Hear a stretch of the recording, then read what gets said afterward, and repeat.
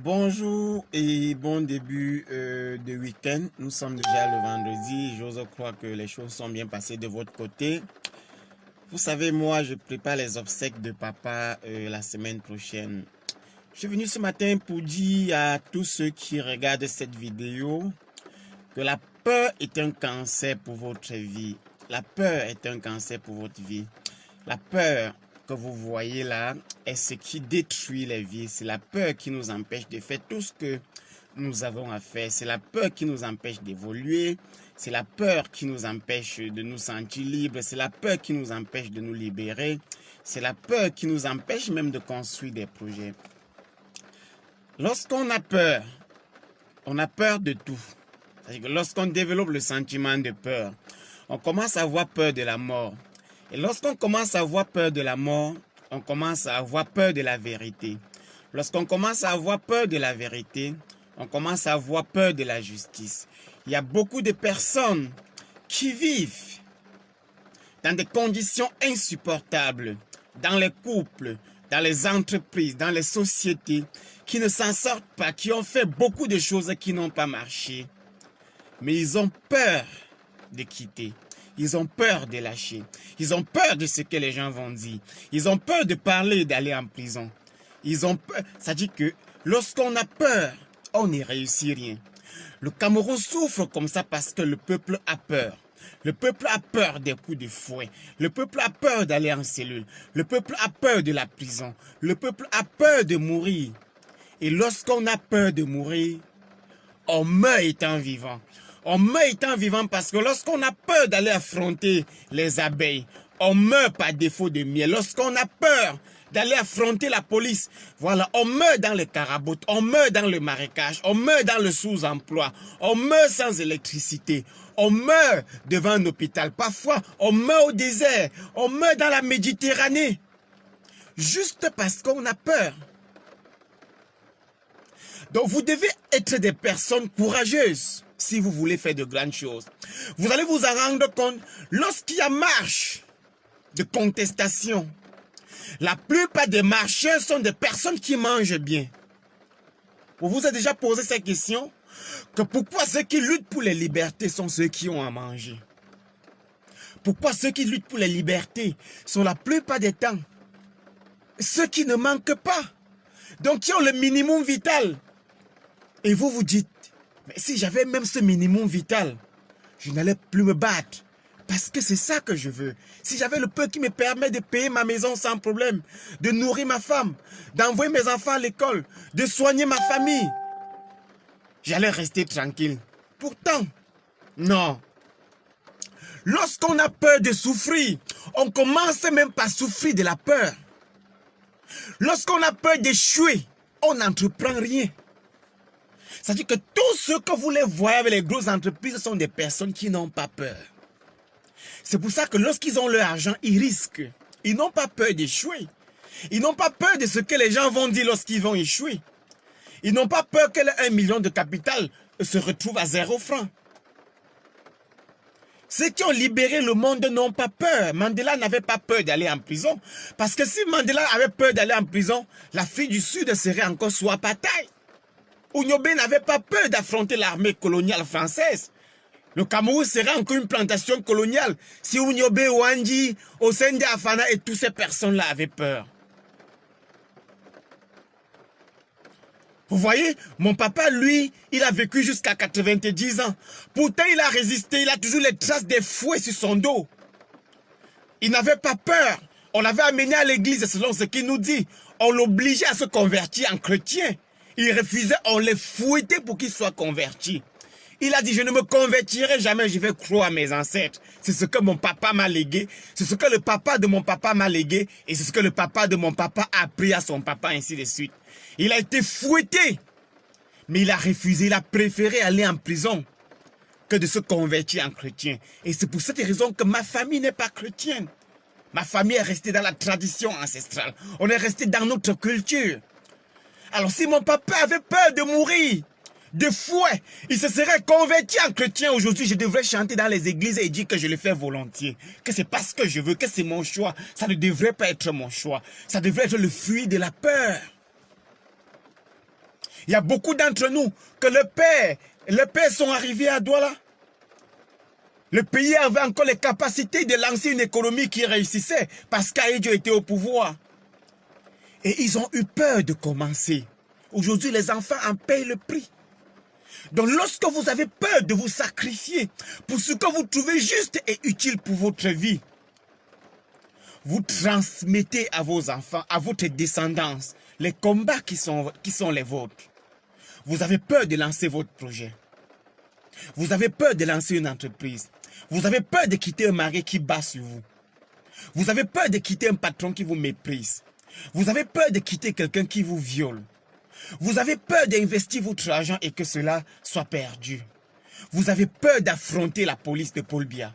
Vous avez peur de tout. Et lorsqu'on a peur, on ne prospère pas. La vie appartient aux courageux. La vie appartient à ceux qui ont du tonus, qui ont le courage, qui ont la rage, qui ont la capacité. La vie appartient aux conquérants. L'économie appartient aux conquérants. Lorsque vous avez peur, parce que lorsque vous avez peur, votre imaginaire se réduit, ça disparaît. Le cerveau est comme le muscle. Plus vous mettez votre cerveau en activité de courage, plus votre cerveau trouve le courage et renvoie à votre système nerveux les capacités d'affronter la peur. Mais si vous développez la peur, elle va vous ruiner. Vous avez peur de vous exprimer. Vous avez peur d'affronter. Vous savez même, vous êtes dans une église.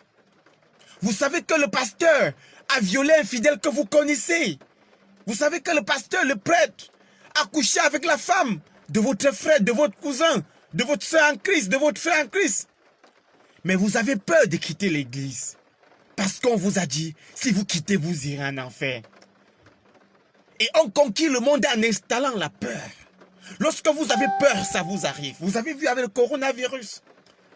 La peur a fait à ce que on voyait un papa de 70 ans en route, on lui demandait d'aller laver les mains. Lavez-vous les mains. Lavez-vous les mains. On parle aux adultes comme aux enfants. Lavez-vous les mains. Lavez-vous les mains. Les gens entraient dans leur propre voiture. C'est-à-dire que je suis dans ma propre voiture comme je suis actuellement en train de faire ce direct. Et je porte un cache-nez. Dans ma voiture. Je suis seul. J'ai les vitres montées. Mais je porte un cache-nez. Parce que la peur a dominé sur moi. Parce que la peur m'a envahi. Quelqu'un dans sa voiture est seul, il porte un cache-nez. Vous voyez jusqu'où on amène l'humanité en cultivant la peur. Donc vous devez être des personnes courageuses. Des personnes qui savent qu'elles doivent mourir. Parce que si vous n'avez pas encore pris conscience de votre mortalité, si vous n'êtes pas capable de savoir que vous allez mourir dans les prochaines années, vous ne pouvez rien faire de grand. Vous ne ferez rien de grand. Vous allez vous contenter des petites choses, des choses très réduites. Parce que vous avez peur de mourir. Mais si la mort devient une évidence comme elle est, vous allez bâtir des entreprises. Vous allez marquer votre nom dans l'histoire parce que vous allez affronter les obstacles. Mais quand on a peur d'investir son argent parce qu'on a peur de perdre. Mais vous ne pouvez pas réussir sans perdre.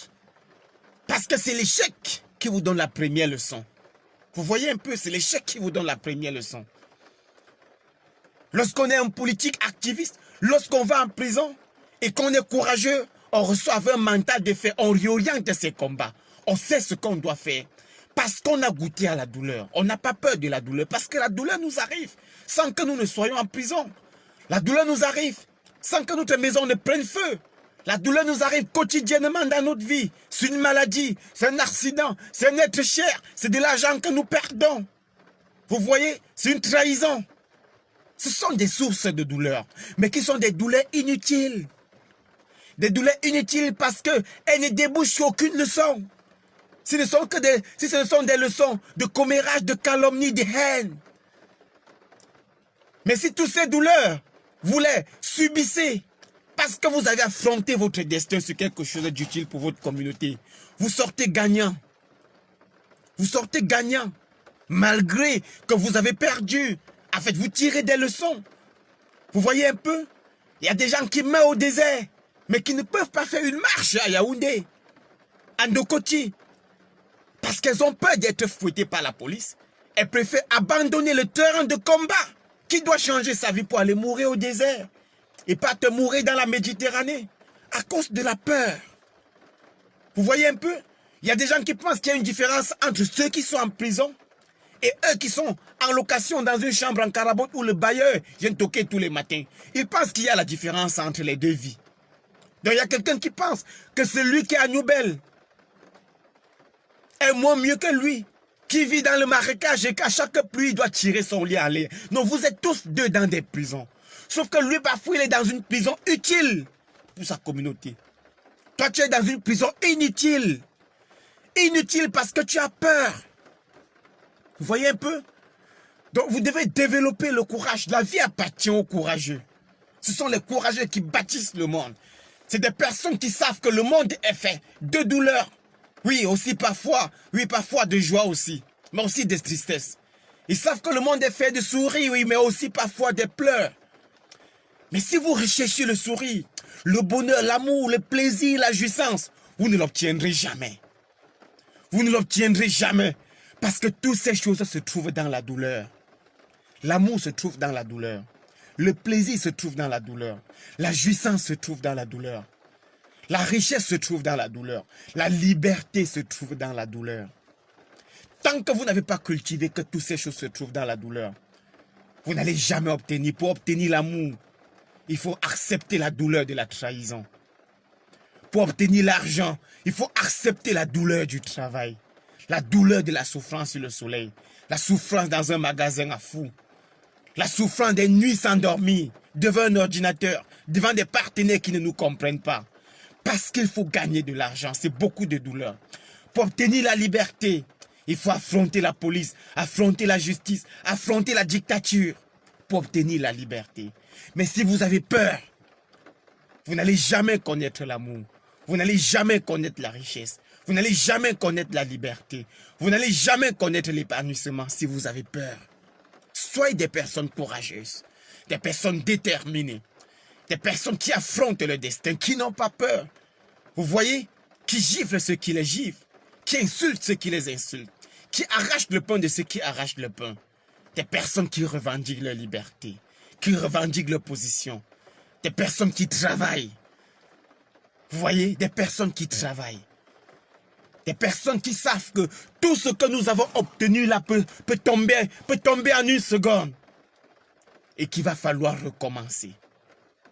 Soyez des personnes courageuses. Sinon, on ne se libérera jamais. Vous voyez un peu? Pour se libérer du colon, il a fallu que des jeunes enfants, les Unyobé sont très jeunes à l'époque, qui prennent la décision de se battre contre le colon au prix de leur vie. C'est cette vie-là, sacrifiée, qui nous permet aujourd'hui de vivre où nous vivons actuellement. Vous voyez un peu? Donc, chers frères et sœurs, soyons des personnes courageuses. Soyons des personnes courageuses dans notre vie. Tout s'obtient dans la douleur. La douleur est partie intégrante de la prospérité. La douleur est partie intégrante de la liberté. La douleur est partie intégrante de la richesse. Vous voyez mes yeux, je n'ai pas dormi. Je me suis couché à minuit, il y a 3 heures, j'étais debout. J'étais debout à 3 heures et puis je me suis dit, il faut que je travaille. Je dois bosser dur. C'est la douleur, je dois bosser dur. Les enfants vont se plaindre, papa, mais tu n'as pas notre temps. Madame va se plaindre, mais tu n'es plus attentionné. Hey, je vais même divorcer. Tu es. C'est la douleur, c'est ça qui va te faire obtenir ce que tu cherches. C'est ça qui te fera obtenir ce que tu cherches. C'est la douleur. Ça fait mal de quitter sa femme au lit à 2 heures. De passer les nuits. Moi, j'ai bâti une maison. Sur 7 jours, je peux dormir. Je peux dormir 4 jours à la maison, 3 jours, 2 jours. Je suis au bureau. Je suis dans les plantations, je suis dans les champs. Pourtant, j'ai bâti une grande maison, très grande maison. Avec plusieurs dépendances. Tout, la prospérité s'obtient dans la douleur. Ce n'est qu'à ce prix. Ce n'est qu'à ce prix que mes enfants diront demain, nous avons eu un père. C'est à ce prix que les enfants diront demain, nous avons eu un père. C'est au prix des sacrifices politiques que nous faisons aujourd'hui que la génération future dira, nous avons eu des précédents, nous avons eu des ancêtres, des personnes qui sont battues pour notre liberté, Mais si vous avez peur, vous perdez tout. Vous sacrifiez votre famille biologique lorsque vous avez peur. Regardez ceux qui ont des grands commerces à Douala, des boutiques, des supermarchés, des industries. Ce ne sont pas des personnes qui ont peur d'affronter la vie. Mais pour avoir des industries, il faut être courageux. Parce que tu vas faire face à plusieurs types d'adversaires. Tu vas faire face aux impôts, face aux bandits, face aux concurrents, face aux politiciens, tu vas faire face à tout. Aux employés, aux partenaires. Tu ne dois plus dormir. Ce n'est qu'au prix de cela que vous voyez toutes ces entreprises qui poussent. Pourquoi vous avez peur? Chers frères, nous allons mourir bientôt. Hein? Moi, j'ai 33 ans. Si je dois vivre 80 ans seulement, il ne me reste même plus 50 ans, comme je vous dis. Dans 50 ans, on serait mort. Pourquoi vous ne bâtissez pas alors l'avenir? Puisque le bonheur doit se transmettre de génération en génération. Une génération qui décide de sacrifier le bonheur hypothèque l'avenir de sa descendance. Et c'est ce que nous vivons actuellement au Cameroun. Vous savez combien de temps il faut pour bâtir une société désorganisée?